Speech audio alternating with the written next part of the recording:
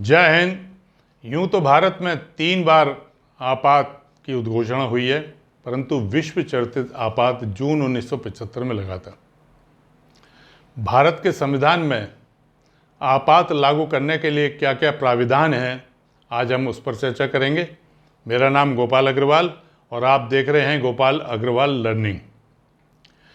Government और private sector की services की तैयारी के लिए, लॉ के स्टूडेंट्स के लिए, और ख़ास तौर से मैं जिस बात को बार बार रिपीट करता हूँ, भारत के बेरोजगार युवक और युवतियों को अपने कैरियर की तैयारी के लिए एक फील्ड की तरफ और देखना चाहिए, और वो फील्ड है राजनीतिक, पॉलिटिकल कैरियर। अभी हम लोगों का ध्यान, हमारे युवाओं का ध्यान उधर उतना ज़्यादा नहीं गया है। हजारों हजार संभावना है, और पॉलिटिकल कैरियर के साथ साथ एनजीओ में कैरियर, अच्छे कैरियर हैं ये, इनकी तरफ ध्यान देना चाहिए। और मैं समझता हूँ, इस बात को मैं समझ रहा हूँ कि पूंजी और ज़मीन की कमी का सबसे अच्छा उपयोग सर्विस ही होती है। इसीलिए हमारे नौजवान सर्विस की तरफ जाते हैं और भारत की बेरोजगारी को देखते हुए इस विकल्प को भी चुने। उस विकल्प के लिए राजनीति में अधिकतर लोगों को इसलिए सफलता नहीं मिलती कि राजनीति में वो ठीक से प्रशिक्षित नहीं हो पाते। थोड़ी सी तैयारी रहे। राजनीतिक दल पहले अपने कार्यकर्ताओं को प्रशिक्षित करते थे, उन्होंने प्रशिक्षण करना बंद कर दिया है। अगर आप गंभीरता से सोचें तो कानून बनाने के लिए सबसे बड़ी पंचायत संसद, राज्यों के विधानमंडल, जिला पंचायत, स्थानीय स्वायत्त शासी संस्थाओं के सभासद वगैरह, मेयर, ये इतने ज़्यादा हमारे यहाँ संवैधानिक पद हैं जहाँ अगर कुछ समझ रखने वाले युवा और युवती आगे आएँ तो बहुत बड़ी शिकायत देश की दूर होती है। एक नॉलेज वाला व्यक्ति जो काम करेगा वो एक बिना नॉलेज, पढ़ाई से मतलब भले ही डिग्री धारक ना हो, परंतु राजनीति की समझ हो, फिलॉसफी, सोशोलॉजी और थोड़ा सा लीगल उसको समझ होगी तो वो एक अच्छा काम कर पाएगा।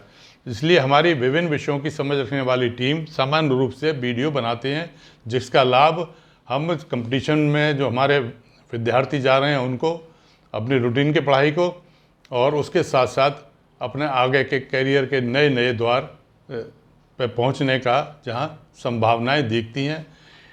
इनके साथ साथ एक वीडियो और हमारी संस्था की ओर से जारी हो रहे हैं। वो है हमारे छोटे बच्चे, 4 से 6 वर्ष तक की आयु ग्रुप के बच्चे, जिनको पहली क्लास में, फर्स्ट क्लास में अच्छे स्कूल में एडमिशन लेना होता है, तो उनके एडमिशन की तैयारी भी हम लोग कराते हैं। इसलिए दोनों तरह की वीडियो मिलेंगी। मैं अपने बारे में एक बेहिचक एक साफ बात कह सकता हूं कि मैंने एलएलबी की पढ़ाई के दौरान उतना ज़्यादा नहीं समझा जितना मैंने अपने राजनीतिक प्रशिक्षण में, 3 साल का राजनीतिक प्रशिक्षण जो एक पार्टी ने मुझे दिया था, उस दौरान जो सीखने को मिला, उस ज्ञान को मैं चाहता हूं कि आज अपनी नई पीढ़ी को देकर अपने फर्ज को पूरा करूं। इसे आप एक नया नाम भी दे सकते हैं, और वो है पॉलिटिकल मैनेजमेंट। पॉलिटिकल मैनेजमेंट में बहुत ज़बरदस्त संभावना है। आप लोग इसमें किसी को बुरा नहीं मानना चाहिए, और मैं क्षमा के साथ कहना चाहूँगा कि स्थिति ऐसी है, हम कई बार देखते हैं कि हमारे बहुत से पॉलिटिकल साथी कौन सा काम किस विभाग से होना है, किसको क्या चिट्ठी लिखनी है, ये तक नहीं समझ पाते। तो अगर ये तरह पॉलिटिकल मैनेजमेंट में थोड़े से प्रशिक्षित होने के बाद लोग, हमारे बच्चे, हमारे भाई, हमारे बेटे जाएंगे तो दोनों तरफ से राजनीति भी अच्छी होगी, और दूसरी तरफ बेरोजगारी की तरफ भी हम थोड़ा सा देख पाएंगे। जिस प्रकार पानी को चूना डालकर निथार के साफ किया जाता है, वैसे भी राजनीति को निथार कर पवित्र किया जाए। हमें राजनीति की गंगा को भी पवित्र करना है, और यदि ऐसा होता है तो तब नौकरियों के खेले नहीं होंगे। तरह तरह से खेले होते हैं, उसका मतलब आप लोग समझते हैं। हम लौट के अपने विषय पर आते हैं। भारत में फेडरल सिस्टम है। फेडरल सिस्टम संघीय व्यवस्था है। संघीय व्यवस्था का मतलब होता है एक यूनियन है जो सारे भारत का कार्य देखती है, और कुछ राज्यों में इसको बांटा हुआ है। इस समय 28 राज्य और 8 यूनियन टेरिटरी हैं। प्रत्येक राज्य अपने आप में प्रशासनिक व्यवस्था में स्वतंत्र है। संविधान में 7वीं अनुसूची में पृथक पृथक विषय दिए गए हैं कि किन विषयों को यूनियन देखेगी, किन विषय। यूनियन का मतलब होता है भारत सरकार, यूनियन गवर्नमेंट, भारत सरकार, जिसे हम बातचीत में केंद्र सरकार भी कहते हैं। और किन विषयों को राज्य सरकार देखेंगी, ये 7वीं अनुसूची में है। सूची नंबर 1 यूनियन, दूसरी सूची है स्टेट की, और एक तीसरी सूची है समवर्ती सूची है, जिसमें दोनों का अधिकार होता है। तो इस पर विभाजन किया होता है। तो संविधान में ये जो विभाजन है, बड़ा स्पष्ट विभाजन है शक्तियों का, उस शक्तियों के विभाजन के अनुसार चलता है। इसे हम दूसरे तरीके से भी समझ सकते हैं। समझ लिए कि परिवार है, परिवार में माताजी पिताजी हैं, लड़के हैं, मान लेते हैं 3 लड़के हैं, तीनों की शादी हो गई है। लड़कियां भी जरूर होंगी, लड़कियों की शादी हो गई, वो अपने घर चले गई। अब 3 लड़के जो हैं, वो क्या हुआ, परिवार में बंटवारा करके तीनों को अलग अलग किचन दे दी गई, अलग अलग बेडरूम दे दिया गया, और वो क्या खाना है क्या पहनना है इसके बारे में वो तीनों लड़के अपने स्वतंत्र हैं अपने परिवार के साथ। उसमें कोई माताजी पिताजी दखल नहीं करते। परंतु परिवार पे कभी आपदा आती है, बाहरी आपदा आती है, या कोई बड़ा आयोजन परिवार में है, तो क्या होता है, फिर पिताजी सारी कमान को संभाल लेते हैं। ठीक इसी प्रकार से हमारे यहाँ संविधान में व्यवस्था है कि राज्य अपना अपना प्रशासनिक कार्य करें, शक्तियों का बंटवारा है। परंतु कभी देश के सम्मुख कोई संकट आए किसी भी प्रकार का, तो हमारी यूनियन मजबूत हो जाती है, हमारी भारत सरकार मजबूत हो जाती है। भारत के संविधान में इन जो प्राविधानों को इमरजेंसी आपात प्राविधान कहा गया है। अध्याय 18 में अनुच्छेद आर्टिकल 352 से आर्टिकल 360 तक इनकी व्याख्या की गई है। ये पावर्स का डिवीज़न बहुत बैलेंस तरीके से किया गया है। आपात कब माना जाएगा, आपात का जब राष्ट्रपति जी को ये संतुष्टि हो जाए कि देश के अंदर युद्ध से, बाहरी आक्रमण से या सशस्त्र विद्रोह, 3 परिस्थितियां दी हुई हैं। ये 352 की है इन 3 परिस्थितियों में। दूसरी है 356, उसमें किसी राज्य की संवैधानिक मशीनरी फेल हो जाए।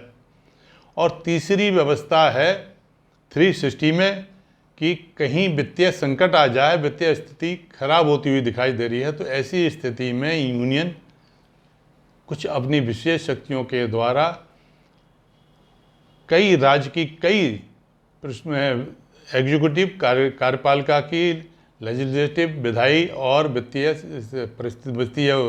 विषयों पर अपने हाथ में केंद्र सरकार ले लेती है। वो कौन कौन सी है उस पर हम आज चर्चा करेंगे।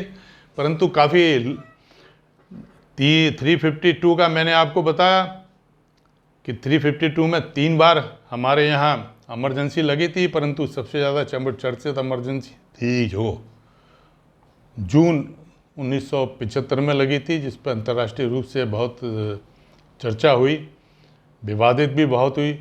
उसके अलावा 2 इमरजेंसी उससे पहले लगी थी, चीन के युद्ध के समय 1962 में और पाकिस्तान के युद्ध के समय 1971 में। चीन के युद्ध के समय जो इमरजेंसी लगाई गई थी 62 में, वो 1968 में जाके उसको वापस ले लिया गया। और जो इमरजेंसी 1971 में पाकिस्तान के युद्ध के समय लगाई गई थी, वो तीसरी इमरजेंसी आपातकाल जो आंतरिक अशांति के कारण लगाया गया था, उसके आपातकाल के मार्च 1977 में वापस हुई। तो दूसरी वाली भी उसी के साथ साथ वापस ले ली गई थी। तो 352, 356 और 360 तीन अनुच्छेद हैं जहां पर हमारा आपातकालीन प्राविधान है। अब आज की वीडियो में मैं आज डिस्कस करूंगा केवल 352 को। बहुत इंटरेस्टिंग है 352, और फिर उसके बाद में एक वीडियो बनेगी 56 पर, वो भी काफ़ी लेंदी है क्योंकि सबसे ज़्यादा दुरुपयोग भारत में 356, यानी कि राज्य की मशीनरी को फेल के नाम पर राज्य सरकारों को बर्खास्त करके केंद्र ताकत अपने हाथ में ले लेता, वो कंडीशन पे सबसे ज़्यादा दुरुपयोग हुआ है। वो 1994 में रुका है एसआर बॉम्बे केस में, तो वो उसके लिए एक अलग से वीडियो होगा इसके बाद में। और एक वीडियो, हालांकि छोटा विषय है और कभी उसकी घोषणा नहीं हुई है वित्तीय संकट की, आर्टिकल 360 की, उसके लिए भी हम एक वीडियो बनाएंगे जिससे कि जानकारी आपको भरपूर रहे।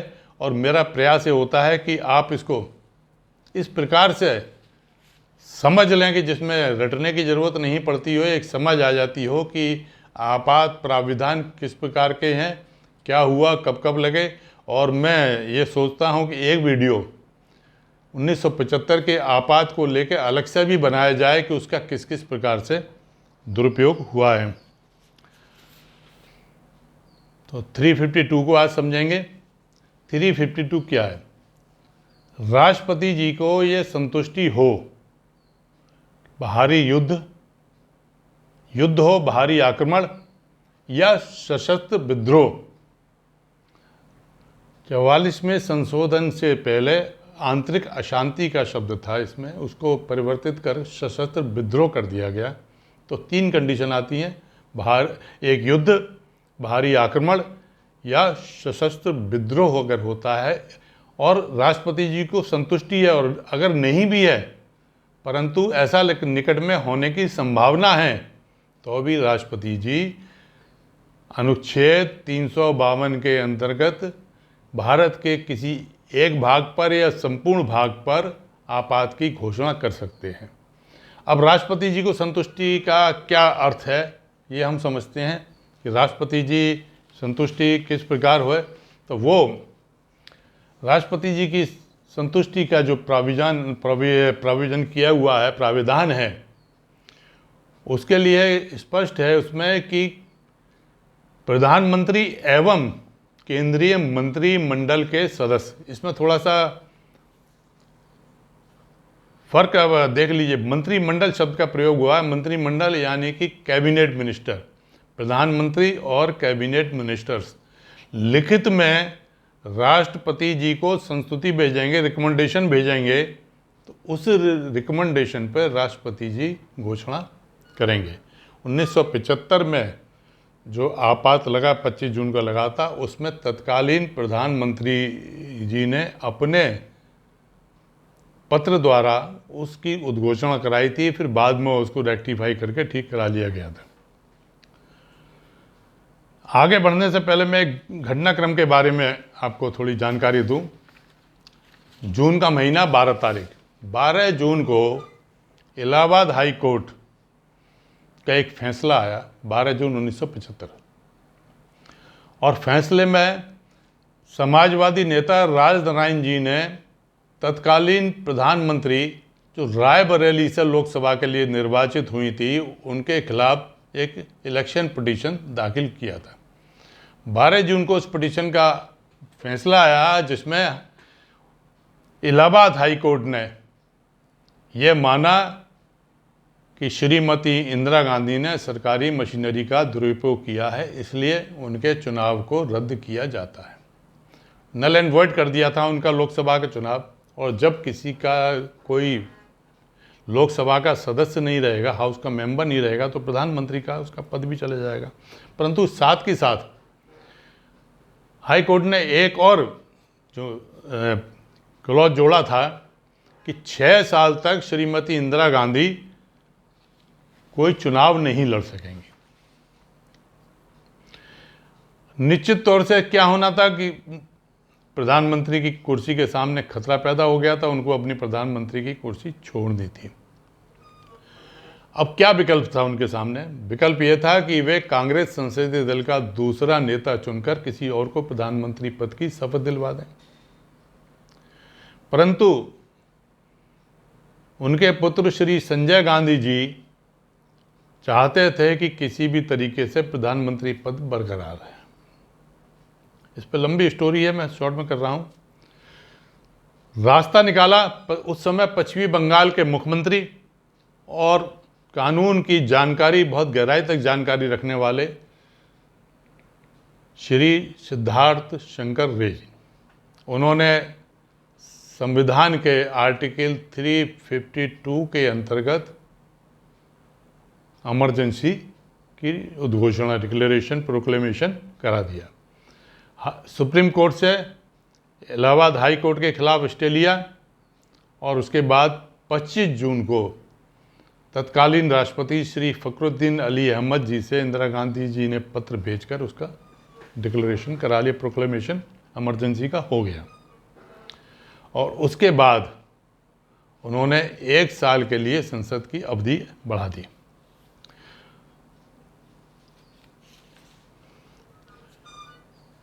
इलाहाबाद हाई कोर्ट के उस समय जो ऑर्डर हुआ था, उसके खिलाफ जो इमरजेंसी प्रोविज़न हुआ, उस समय कॉन्स्टिट्यूशन में 2 माह के 352 में इमरजेंसी की घोषणा जो की जाती है, उद्घोषणा की गई थी, उसका 2 माह का उसमें समय रहता है। 2 माह तक वो रहेगी और 2 माह से पहले संसद से उसका अनुमोदन कराना पड़ेगा।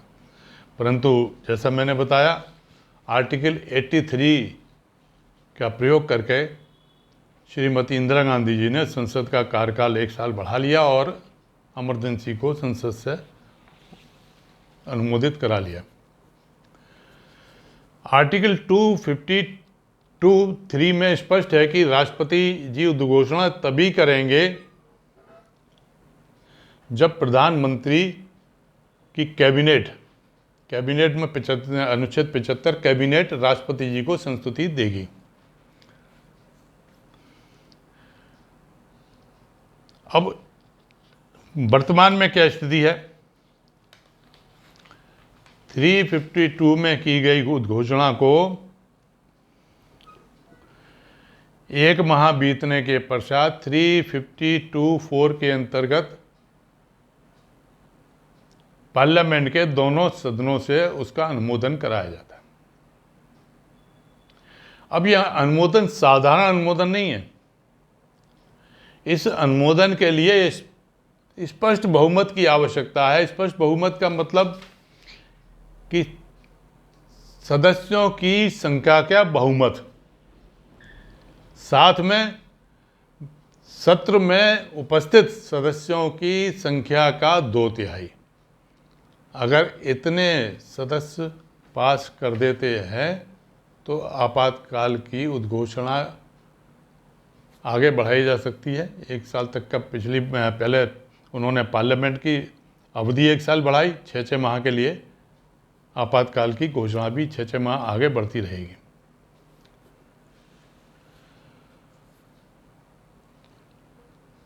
थ्री 352 में एक प्रोविज़न और भी है, क्योंकि हमारा संविधान जब बना था तो बड़े विद्वान लोगों का उसमें दिमाग लगा था। उन्होंने बहुत बारीकी से अनेकों संभावनाओं को तलाशा था कि अगर ऐसा हुआ ऐसा होगा, ऐसा हुआ ऐसा होगा। अब बात आती है कि दोनों सदनों से उसका अनुमोदन, और मान लीजिए कि लोकसभा भंग है उस समय, तो कैसे होगा? तो उसके लिए प्रोविज़न डाला गया कि राज्यसभा पास कर देगी, 6 माह के लिए आगे बढ़ जाएगी, परंतु जैसे ही पुनर्गठित लोकसभा की पहली बैठक होगी उसके 30 दिन के अंदर अंदर लोकसभा भी पास उसको करेगी। यह पूरा प्रक्रिया है उसकी आपात प्रोविज़न की 352। आज हम केवल 352 बता रहे हैं।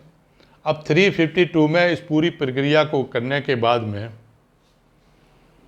उद्घोषणा हो गई तो उसका प्रभाव क्या पड़ेगा? तो प्रभाव 3 मोटे कैटेगरी में उसको हम बांट लेते हैं प्रभाव को, कि कार्यपालिका के ऊपर केंद्र का नियंत्रण, राज्य की कार्यपालिका के ऊपर केंद्र का नियंत्रण हो जाएगा। दूसरा, राज्य की जो लेजिस्लेटिव पावर हैं वो पावर केंद्र के पास आ जाएंगी। केंद्र चाहेगा तो किसी राज्य के संबंध में भी कोई विधि बना सकेगा, कोई निर्देश दे सकेगा।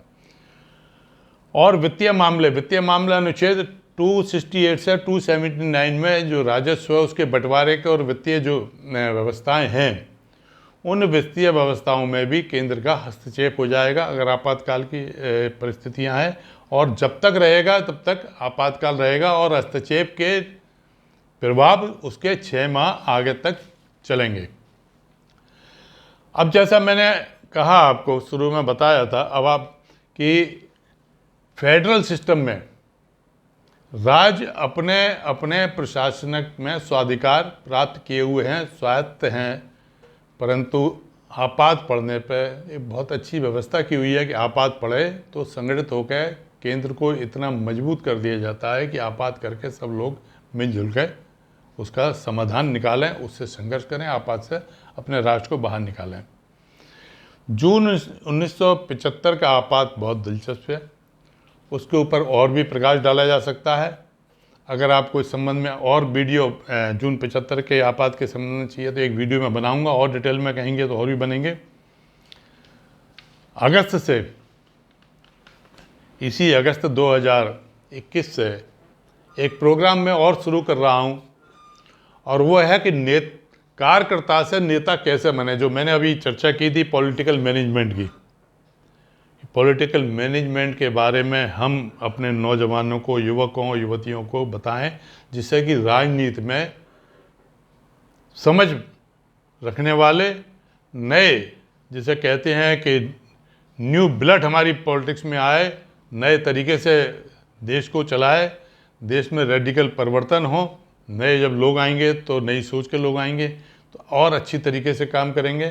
तो उसके लिए पॉलिटिकल मैनेजमेंट का अगस्त से एक कोर्स चलेगा, कोई किसी प्रकार की फीस नहीं है, उसका नाम रहेगा कार्यकर्ता से नेता कैसे बने। क्योंकि मैंने देखा है बहुत से लोग जीवन पर्यंत कार्यकर्ता रह जाते हैं, आगे नहीं बढ़ पाते हैं। क्यों? क्योंकि नेता लोग कहते हैं समझ नहीं है भाई, ठीक है तू बूथ पे बैठ जा लिस्ट लेके, या नारे लगा या ताली बजा। तो नहीं साथियों, हमें कुछ ऐसा करना है कि हम कुछ समझ पैदा करके हम उसको, अपने आप को नेतृत्व की श्रेणी में कैसे ला सकते हैं, उस पर कार्यक्रम चलेंगे। तो मैं आपसे पुनः एक निवेदन कर रहा हूं उसके लिए कि आप सब्सक्राइब कर लीजिए, बेल आइकॉन को प्रेस कर दीजिए, जिससे कि मेरे जितने भी आगे वीडियो आएंगे उसकी सूचना आपको मिलती रहे। और आपको वीडियो ठीक लगता है, थोड़ा इन्फॉर्मेटिव है, बहुत ही आसान शब्दों में, मैं टेक्निकल ज़्यादा लैंग्वेज पर नहीं है, क्योंकि मुझे आम युवाओं को, आम लोगों को एक जानकारी पैदा करनी है और जानकारी के साथ जिज्ञासा भी पैदा करनी है। तो आम भाषा में उन बातों को मैं रख रहा हूँ, और पसंद आता है तो कृपया करके इसको लाइक ज़रूर कीजिएगा, शेयर भी कीजिएगा। अब ये सब पहले होगी आपात स्थिति की परिस्थितियाँ कैसी होंगी, कैसे होगी 352 में। उसके बाद में इसका किस तरीके से उद्घोषणा होगी, उद्घोषणा को कायम करने के लिए हमें किस तरीके से पार्लियामेंट से अनुमोदन कराना होगा, और क्या क्या उसके प्रभाव होंगे, ये पूरी बातें हो गई। अब सवाल यह है कि इसको वापसी कैसे किया जाएगा, क्योंकि देश हमेशा आपात स्थिति में तो नहीं चल सकता। तो इसके वापस करने के बड़े सीधे सीधे उपाय हैं कि राष्ट्रपति जी जब जाएं तब वापस ले लें। दूसरा, 1 माह का इसकी अवधि होती है, राष्ट्रपति जी की घोषणा के बाद, उद्घोषणा के बाद 1 माह की अवधि होती है। उस अवधि के अंदर अंदर सदन से उसको पास कराना पड़ता है। यदि वो सदन से पास नहीं होती है तो 1 माह के बाद स्वयं थी वो निरस्त हो जाएगी। परंतु आर्टिकल 352(8) में एक स्पेशल प्रोविज़न है। वो प्रोविज़न क्या है कि यदि पार्लियामेंट नहीं है या पार्लियामेंट चल रही है और मेंबर चाहते हैं कि आपात स्थिति समाप्त हो, तो 1/10 संख्या का 1/10 संख्या एक रिटन नोटिस हस्ताक्षर करके, यदि सत्र चल रहा है, लोकसभा सत्र चल रहा है तो लोकसभा सत्र में स्पीकर को, और यदि लोकसभा का सत्र नहीं चल रहा है तो राष्ट्रपति जी को वो एक दिया जा सकता है लिखित प्रतिवेदन दिया जा सकता है, नोटिस वर्ड का यूज किया गया है, और उस पर उस सदस्य संख्या का ध्यान रखिए, 1/10 सदस्य संख्या उसके ऊपर हस्ताक्षर होने चाहिए, और उसके 14 दिन के अंदर अंदर विशेष बैठक बुला के वो प्रस्ताव रखा जाता है, और उसमें साधारण बहुमत से प्रस्ताव पारित हो जाता है तो आपात स्थिति समाप्त कर दी जाएगी। मित्रों, वीडियो बहुत लंबी हो जाएगी, अभी मैं 356 और 360 को पूरी कर लूँगा, तो मैं ऐसे संक्षेप में मैंने एक जानकारी दी, आपात स्थिति से संबंध में जानकारियाँ मिल जाए। और इसका कारण भी मैं बताऊं क्या है कि लोग बाग जनरली बातचीत कर लेते हैं। मैंने बड़े नेताओं को सुना है, एक मतलब हमारे संवैधानिक पद के लोग भी, अगर देखिए क्षमा करें, हो सकता है कुछ बात कहने में ठीक नहीं लगती है, कि राष्ट्रपति जी से जाके कहें कि साहब फला राज्य में राष्ट्रपति शासन काल लागू कर दे। कुछ लोग कहते हैं, लगते हैं कार्यकर्ता कहते हैं, या कुछ भी समझ लो, या आम जनता में, कि साहब केंद्र में राष्ट्रपति शासन लागू कर दिया जाए। कोई कहता है कि जम्मू कश्मीर में राष्ट्रपति शासन लागू कर दिया जाए। तो ये मैंने एक जानकारी आपको इसलिए दी है कि ये एक पूरा स्पष्ट हो जाना चाहिए, केंद्र में राष्ट्रपति शासन नहीं लगता। जम्मू कश्मीर में जब तक वहाँ JNK एक स्टेट थी तो वहाँ लग सकता था, परंतु वहाँ राष्ट्रपति शासन नहीं, राज्यपाल का शासन लगता था। अन्य राज्यों में राष्ट्रपति शासन लगता है, उसके ऊपर हम चर्चा 356 में हम बाद में करेंगे। तो ये क्यों, और आपातकाल जैसे हुआ सन 75 में लगा, 3 बार लगा, तीनों बार मैंने बताया, 2 बार युद्ध के कारण लगा, 1 बार आंतरिक अशांति के कारण। आंतरिक अशांति को फिर 1977 में जो मोरारजी देसाई के नेतृत्व की सरकार आई, उसमें उसको संशोधन करके सशस्त्र विद्रोह कर दिया गया था। प्रभु जी कुछ ठीक किए गए, कुछ गलतियाँ हो गई थी। तो ये कौन कौन सी परिस्थितियाँ हैं देश के ऊपर आपातकाल लगने की, ये एकेडमिक पॉइंट ऑफ व्यू से भी ज़रूरी है, सामान्य ज्ञान के लिए भी ज़रूरी है, राजनीति करने वालों के लिए भी ज़रूरी है। ये बातें मैंने इसलिए बताई हैं, और आगे पॉलिटिकल मैनेजमेंट के विषय पर हम और भी बातें करते रहेंगे। मैं फिर अंत में आप लोगों से दरख्वास्त करूँगा, सभी बहनों से, बच्चों से, भाइयों से, कि इस वीडियो को सब्सक्राइब करें। आगे और वीडियो इसी संबंध में सामान्य ज्ञान के मिलते रहेंगे, राजनीति से जुड़े हुए, कानून से जुड़े हुए, और जैसा मैंने बताया कि 4 से 6 साल तक के छोटे बच्चों के लिए, जिनको कि फर्स्ट क्लास में, पहली क्लास में दाखिले के लिए जाना है। बहुत बहुत धन्यवाद।